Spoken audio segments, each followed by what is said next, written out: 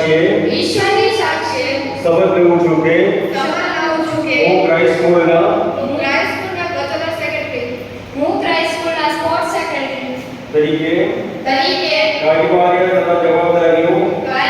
તથા જવાબદારીઓ વફાદારીપૂર્વક અને સેવાભાવથી નિભાવીશ. હું જે કહીશ તેનાથી સદાય સ્કૂલની પ્રતિષ્ઠામાં વધારો કરીશ. માટે હે ઈશ્વર મારી મદદ